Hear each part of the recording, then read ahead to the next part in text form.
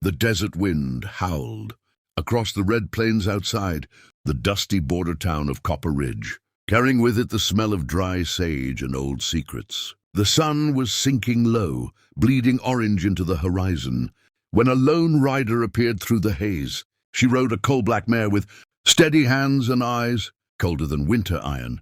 Her name was Seraphina Vale, and she had not come for peace. She wore no frills, no lace, no softness. A fitted leather coat brushed against her boots, and beneath it rested a silver-handled revolver that once belonged to her father. The townsfolk felt it before they saw it, the weight of something unfinished entering their streets. Copper Ridge had not forgotten what happened 8 years ago. A ranch burned to ash, a man shot in the back, a little girl missing. That little girl had returned. When Seraphina dismounted outside the old saloon, the wooden doors creaked open and conversations died mid-sentence. Glasses froze in mid-air. A piano note hung trembling. Behind the counter stood Callum Reed, the quiet owner of the largest cattle spread this side of the San Pedro Basin. He wasn't dressed like a wealthy rancher. Dust still clung to his sleeves. His hat shadowed steady, observant eyes. He knew that face. He remembered the fire. Seraphina stepped inside, boots striking the wooden floor with deliberate rhythm. "I'm looking for Callum Reed," she said, her voice low, controlled. No tremble, no hesitation. Callum stepped forward. "You found him?" Silence thickened between them. She studied him, expecting arrogance, cruelty, guilt. Instead, she found something unexpected. Regret. "You burned my home," she said quietly. "You killed my father." Murmurs rippled through the room. Callum did not reach for his weapon. "You're wrong," he replied. Her jaw tightened. "Draw," she whispered. But he didn't. And that hesitation, that refusal, cracked the certainty she had carried across miles of desert. Because guilty men draw fast. In that moment, revenge met something it had not prepared for. Stillness, and mercy had not yet spoken its name. That night, Seraphina did not sleep.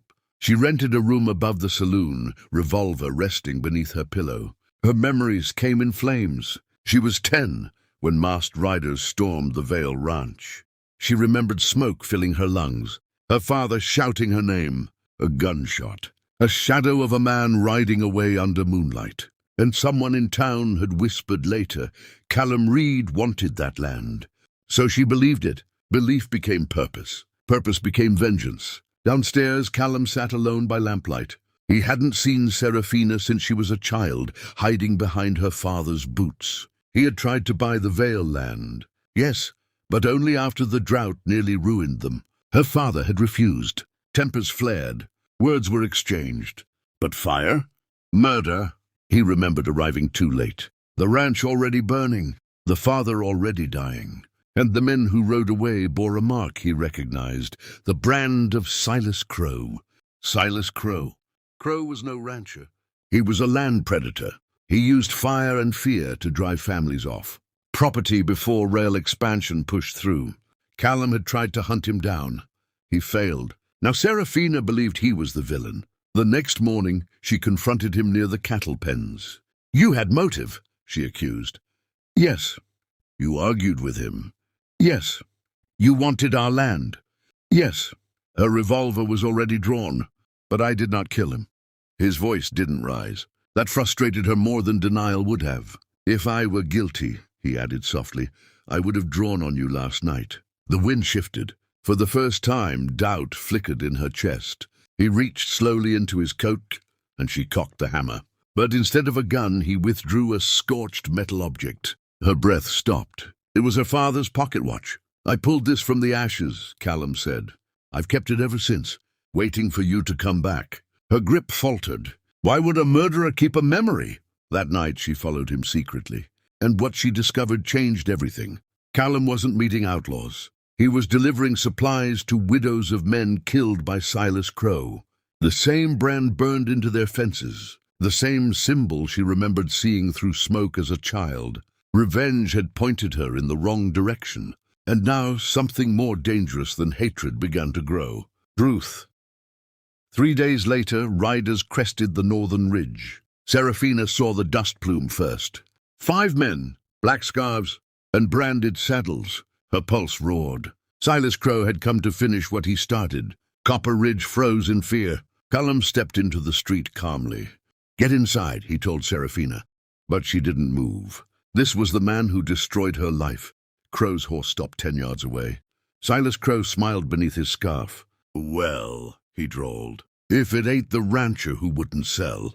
His eyes slid toward Serafina and the little girl who survived. The world narrowed. Rage flooded her veins, purer than ever before. Her gun lifted. Crow laughed. "You should thank me, girl. Your land made me rich." Gunshots exploded. Chaos swallowed the street.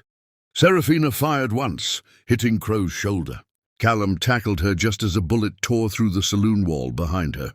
He shielded her, not himself. Her breath hitched. Why protect someone who wanted him dead? Because mercy does not calculate worth. It simply chooses. The gunfight raged. Crow's men retreated under fire from townsfolk who had finally found courage. But Crow escaped. And now revenge had a new target. The right one. Serafina looked at Callum through smoke and dust. "I was wrong," she whispered.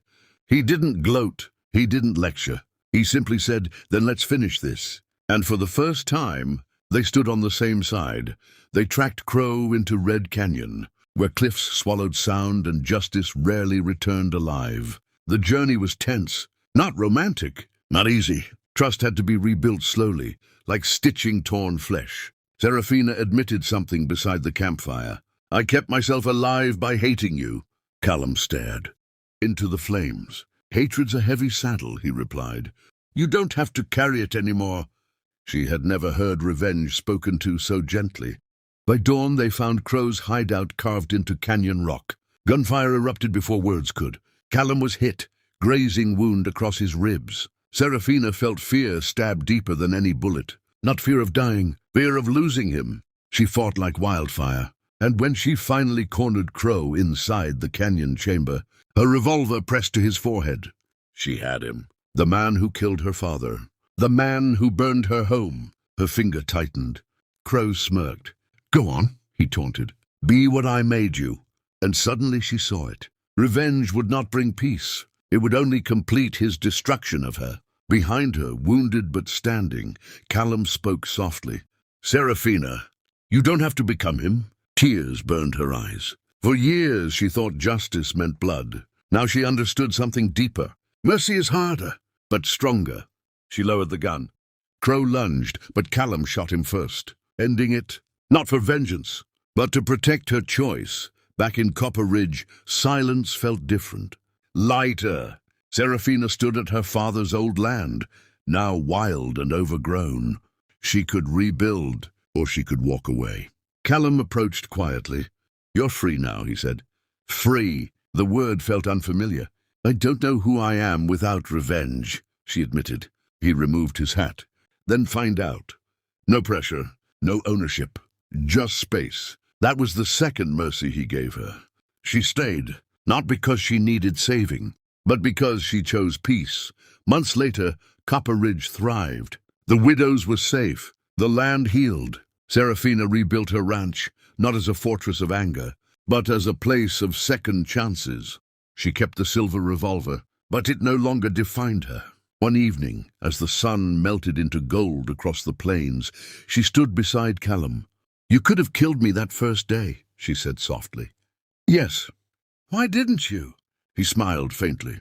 "Because you were hurting, not evil." She looked at him, truly looked. Revenge had brought her back to town, but mercy had given her a future. And sometimes, the bravest gun in the West is the one that chooses not to fire